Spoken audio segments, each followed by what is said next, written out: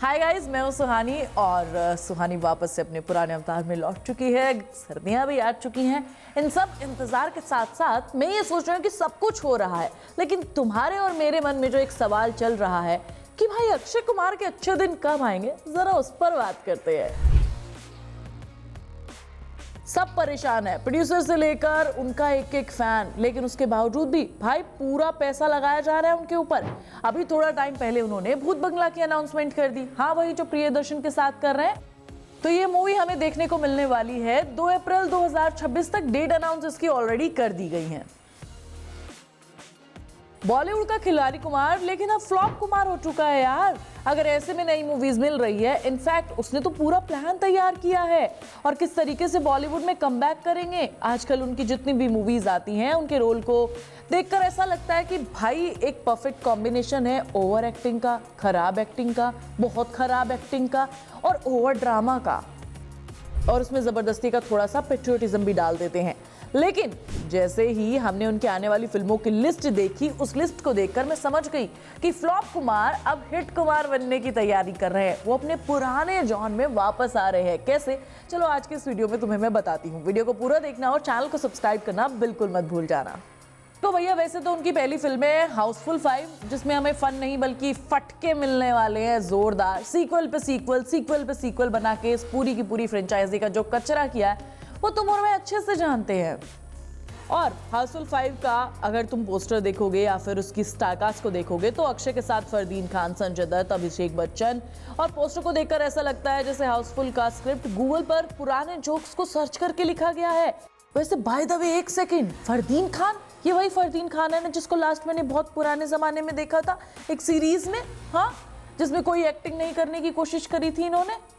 भैया, अक्षय का करियर तो डूबा हुआ है ही। अब उन्होंने कहा कि चल तेरे भी करियर को थोड़ा सा वापस रिवाइव करने की कोशिश करते हैं। लेकिन सवाल ये है कि क्या ये फिल्म भी पिछले पार्ट्स के डायलॉग का रिमिक्स बनेगी या फिर ऐसी कॉमेडी फिल्म जहां हंसी की जगह हम सिर्फ सोचते रह जाएंगे कि भाई इस मूवी को देखने आया था, इस मूवी को देखने आया था क्या मैं? ये सब मैं और तुम मिलकर सोचेंगे। फिर उसके बाद अक्षय कुमार के पास एक और तगड़ा कमबैक करने का प्लान है। अगर ये मूवी भी नहीं चली, वैसे चलेगी नहीं, अभी से मैं कह रही हूँ, तो भैया उनके पास प्लान है अरशद वारसी के साथ जोली LLB 3 करने का। उसके कुछ टीजर्स तुम ऑलरेडी देख भी चुके हो। मैं ये सोच रही हूँ कि इसमें जो एक कोर्ट रूम ड्रामा करेंगे वो सच में बढ़िया से एग्जीक्यूट हो पाएगा क्या, क्योंकि आजकल अक्षय कुमार तो सिर्फ ओवर एक्टिंग करते हैं। और इसी के साथ साथ मैं ये भी सोच रही हूँ कि उनकी लास्ट कुछ मूवीज की जो चॉइस रही है, लाइक खेल खेल में, सिर फिरा, ये सब रीमेक थे। यहाँ पर भी रीमेक वाली स्क्रिप्ट तो नहीं देखने को मिलेगी, या फिर पिछले पार्ट में कॉमेडी और इमोशन का जो बैलेंस था उस बैलेंस को बिगाड़ तो नहीं दिया जाएगा।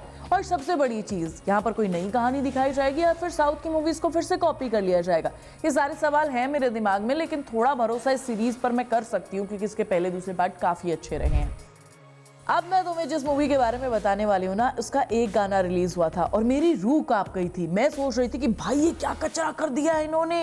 हाँ, सही समझ रहे हो, वेलकम के बारे में बात कर रही हूँ। वेलकम फ्रेंचाइजी को भी अब अक्षय कुमार आगे बढ़ा रहे हैं, लेकिन क्यों बढ़ा रहे हैं ये सवाल धरती खोदने के बाद पता चलेगा।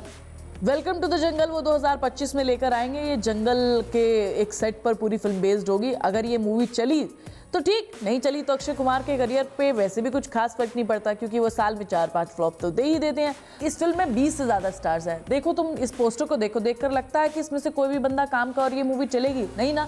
मुझे भी कुछ ऐसा ही लगता है। जबरदस्ती की पंचलाइन घुसाई हुई है। मुझे तो ये भी लगता है कि जंगल के जानवर अक्षय कुमार को देख कर डर जाएंगे कि भाई ये अब हमारा भी रोटी पानी खाने के लिए तो नहीं आ गया। और इस मूवी में एक ऐसा क्लाइमेक्स हमें देखने को मिलेगा कि फिर हम सोचेंगे 500 रुपए देकर मैं इस मूवी को देखने के लिए आया था क्या? भैया, अगर ये भी काम नहीं करता है, ये भी नहीं चलती है, इससे भी वो हिट मशीन नहीं बन पाते हैं, तो उनके पास देशभक्ति वाली मूवी भी है। स्काई फोर्स भी आपको 2025 में देखने को मिलने वाली है। स्काई फोर्स पे वो वही अपना पुराना झंडा फहराना वाला स्टाइल अपनाएंगे, बड़े बड़े मोनोलॉग्स बोलेंगे, गले में गमछा भी डाल लेंगे। यही सारी चीजें हमें स्काई फोर्स में देखने को मिल सकती है। बेसिकली देशभक्ति का ओवरडोज देखने को मिलेगा, क्योंकि अक्षय को देखकर ऐसा लगता है कि भाई वो ऑडियंस को ब्लैकमेल करना चाहते हैं पेट्रियोटिज्म के बेस पर। उन्हें पता है कि भाई 15 अगस्त के आसपास कभी भी रिलीज करूंगा इसको, या फिर 26 जनवरी के आसपास रिलीज करूंगा, तो लोग इसे वैसे ही देखने के लिए आ जाएंगे। इस फंडे के साथ वो इस मूवी को कर रहे हैं। भाई वैसे तो और भी मूवी है, हेरा फेरी सीरीज पर भी कुछ बातचीत चल रही है, आती जाती रहती है, पर मैं ये सोच रही हूँ कि अगर अक्षय कुमार अपने पुराने वाले कमबैक को करना चाहते हैं, तो तुम्हें नहीं लगता कि उन्हें थोड़ा सा बैलेंस चीज़ें करनी चाहिए?